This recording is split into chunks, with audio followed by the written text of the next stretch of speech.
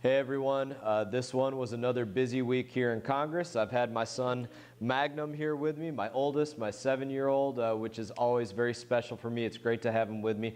I'll say this before we get started. One of the toughest parts of this job, for me, it's time away from extended family. I knew what that was like back when I was in the military, time away from the family. I know all of you know what that's like as well. You know, when you're getting out there, you're working, you got to spend time away. You know that, and that's one of the things that's pertinent to the fruits of your labor, that it's not just beating up your body, but it's time away from your family. And we're going to talk a little bit about tax reform in a little bit, but that's one of the most important things I think that we have to remember is we're taking any bit of the work of your hands, you know, as tax, that we remember that that's time away from your family. I never forget that as well. So anyways, it's always good to have my boys up here. You want to give them a smile?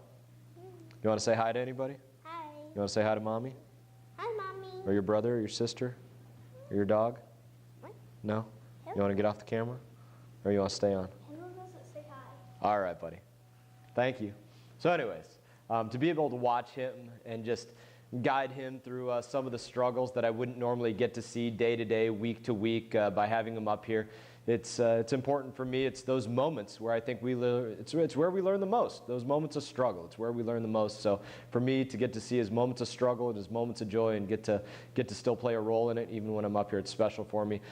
This week, talk a little bit about what happened this week. We made some great progress towards fixing a lot of what's broken in Washington and helping strengthen our nation for everybody, but especially for the future, for those kids and those kids that are going to inherit the greatest country ever to be created on the face of this earth. That's what the United States of America is, the greatest country ever created. You know, at the beginning of this week, we faced a bit of a mini crisis as a number of important veterans programs were expiring at the end of the week, hadn't yet been reauthorized, and that's why I introduced a bill, the Department of Veterans Affairs Expiring Authorities Act. It extended these expiring programs that impact our veterans benefits for, you know, in terms of health care, in terms of veteran homeless programs, many others, home care, you name it. There's a lot of things that were covered in there. I was very happy to have that passed. The House passed my bill unanimously on Monday, and then the Senate passed it on Wednesday.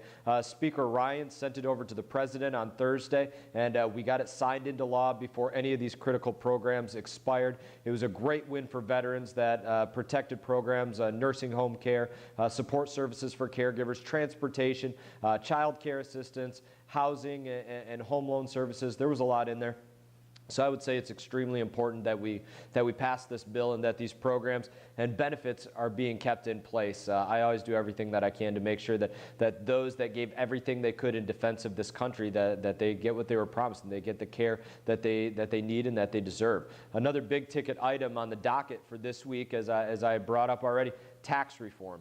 Both a big look at fixing our system right now and getting your rates lower, getting all of the rates to be more fair, more simple, and a look at what we can do in the short term to help people that are impacted by hurricanes as well. So there's a lot that went on up here.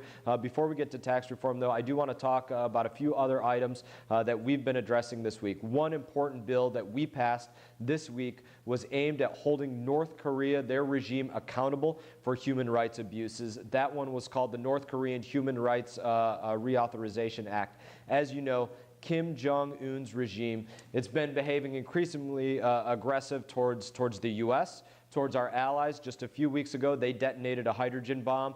He's been flying missiles over the heads of Japan, our very, very strong ally, terrorizing their people, and they continue to violate the human rights of North Korean citizens. This bipartisan bill, it was introduced by a couple of my fellow Floridians, Ileana and Congressman Yoho.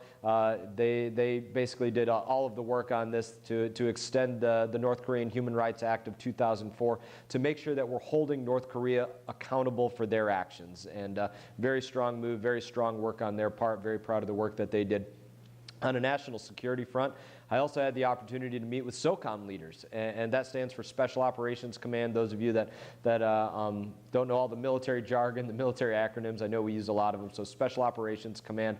They stopped by to provide an update on their work that they're doing on a number of different fronts, a number of different battlefields. The general who stopped by, he was actually the general that retired me, General Tony Thomas, we call him T2. He retired me about 5 years ago, and it was great to see him again and get an update update on the great work that our special operations men and women are out there doing every single day. They're bringing it to the enemy in an amazing way that we should all be very, very proud of. So finally, I just want to briefly discuss, just very quickly, the controversy that's been going on in the NFL all week long. Gave you a few points on this, earlier in the week. I understand as well as anybody that the act of standing is not something to be taken lightly. I've taken a knee, as I wrote before, I've taken a knee jumping out of a helicopter. As we were looking for enemy, I took a knee in front of the Soldiers Cross and mourning falling brothers, and taking a knee in church. And for me, you're not going to see me take a knee in any way to take the respect that is due to our national anthem or our flag, or in any way take away from that moment. You're not going to see me do it. I firmly believe that any player who disrespects our country, our flag, our national anthem by taking a knee during that moment that is really, it's bigger than them. It's a moment that's bigger than them as individuals. It's bigger than me as an individual. It's a moment, that opportunity just to show respect to our flag and to our country is a moment that people have literally offered their life for. That being said, I also agree wholeheartedly that the First Amendment protects freedom of speech. And although I firmly disagree with players' actions, I'm a strong supporter for their right to protest. I just think they're doing it at the absolutely worst time that they could be doing it. And that's my stance on it. The First Amendment, it protects not only the players' right to speak their mind, but it also protects the rights of fans to boycott the NFL and coaches to take action when their employees, coaches and owners, when their employees are showing disrespect to our great nation.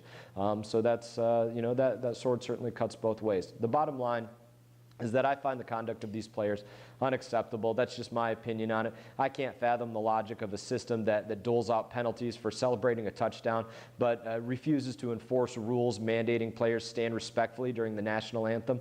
Moving forward, I will continue doing all that I can to uphold the respect and dignity for the values that my fellow brothers and sisters in arms have died fighting to defend. Okay, on that, changing gears here, here's what I want to give you a few points on tax reform.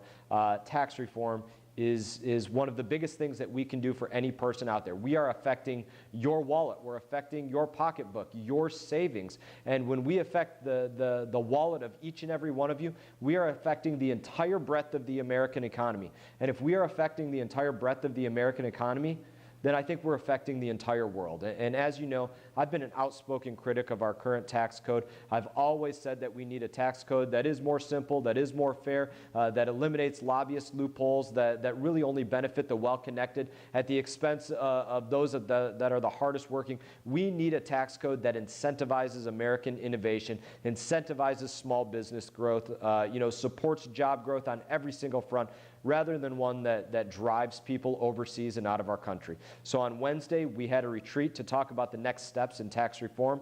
I am committed to a bill that does three things. It increases the size of your paycheck, your wallet, it makes taxes more fair, and it helps create more jobs.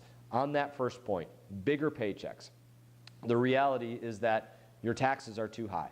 I support cutting tax rates and eliminating excessive taxes that are hurting our economy. Far too often, people in Washington, they forget that every dollar that is spent here in Washington, it is the fruit of your labor. It is the work of your hands. We don't have any kind of factory here in Washington, D.C., where I go and I produce a good and we bring it to market and we sell it to somebody else. No, the dollars and the cents that we work with here, it is your dollars and your cents. And as I tell people as they come into this office, frequently, it's very easily for people to be benevolent, with somebody else's dollar, for people to be charitable with somebody else's dollar. And it's one of the biggest hazards that we have to avoid here.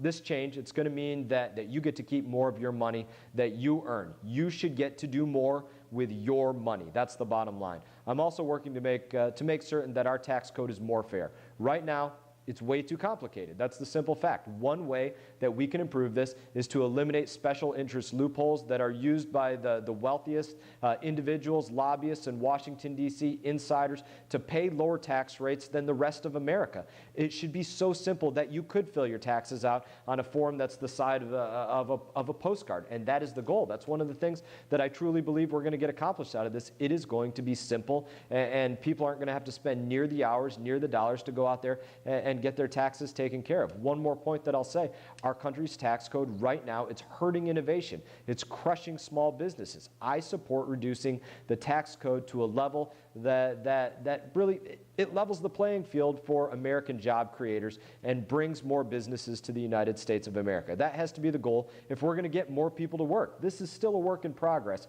So, please go on our website, shoot me an email, give us a call. Let us know what you'd like to see in a tax reform bill. I will pass your feedback on. I will listen to your feedback. Your feedback, it's crucial so that I can give evidence to the Ways and Means Committee, which is the committee up here that is responsible for tax reform, so that I can give them evidence about what it is that you care about. You tell me what lower taxes means to you. I would love to hear your story. What does it mean to you personally? What does it mean to your family, to your savings for your children's education? What does it mean to your small business or your ability to go out there and work towards your dream? What do less taxes mean to you? Please share it with me. Let me know.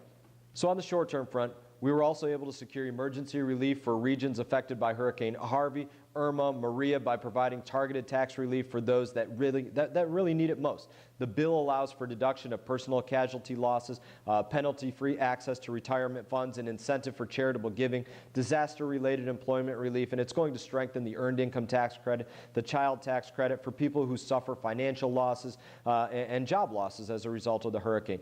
These are all important steps to help people. I'm not going to stop there. I'm going to keep working to secure support for the resources for Puerto Rico, for Florida, for Texas. It's not acceptable to allow this to dry up. I'm going to do everything I can to actually get on the ground in Puerto Rico, probably with the U.S. Coast Guard or some other entity. The road to recovery, it's going to be long, and we need to be there to help. End of story. I'll keep fighting the fight here, and I continue to appreciate everything that you all have been doing to help our neighbors. We get countless calls up here of people with, clean water systems, solar systems for energy, people that want to go out there and, donate goods and food items. It's been incredible. You all are doing an absolutely incredible job to help folks across our country and across U.S. territories recover from what's going on with the disasters that they're facing. I couldn't be more proud of the way that our community is responding over and over and over again. It is amazing. It's amazing to see. So if there's anything else that I can do to help, please don't hesitate to reach out. As always, it is an honor to represent you in Congress. If you're ever coming up here to Washington, D.C., we always get lots of great folks that are stopping through. If they're here for a family visit or a school visit, come into our office. Come and see us. Let us give you a tour of the Capitol. Let us answer your questions here. Let us take you out onto the floor of the House of Representatives so you can see it all firsthand. Reach out. Let us know, how we can make your time here in Washington special so that you get to experience this process in just as in-depth a level as what you could possibly want to experience. And that, I'll look forward to seeing you all around town this weekend. Have a great week.